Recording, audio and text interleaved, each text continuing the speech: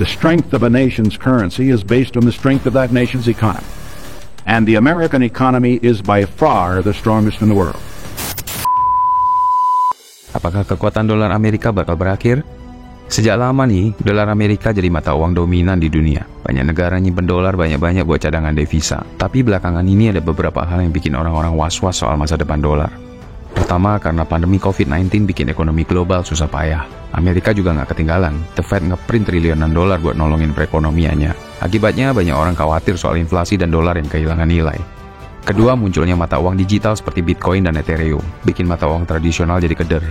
Walaupun masih kecil banget bagian mata uang digital di ekonomi global, tapi popularitasnya makin naik. Banyak orang juga udah pakai mata uang digital ini buat simpan uang atau bayar-bayar. Nah, apalagi saat ini ada tantangan nyata buat dolar Amerika, yang datang dari kelompok negara yang disebut BRICS, yaitu Brasil, Rusia, India, China, dan Afrika Selatan.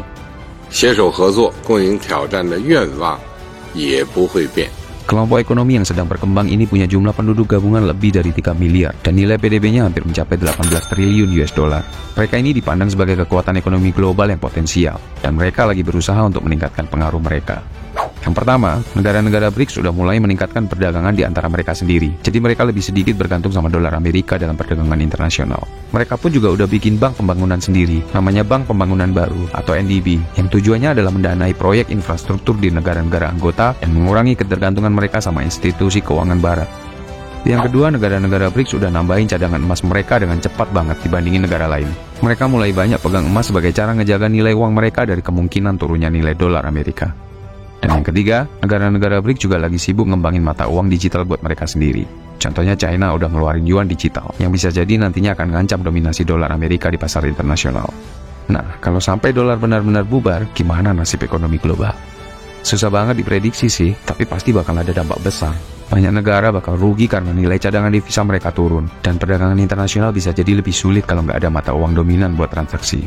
Terus politiknya juga bakal kacau karena Amerika kehilangan statusnya sebagai negara superpower dan bisa bikin kekacauan besar-besaran di dalam negeri.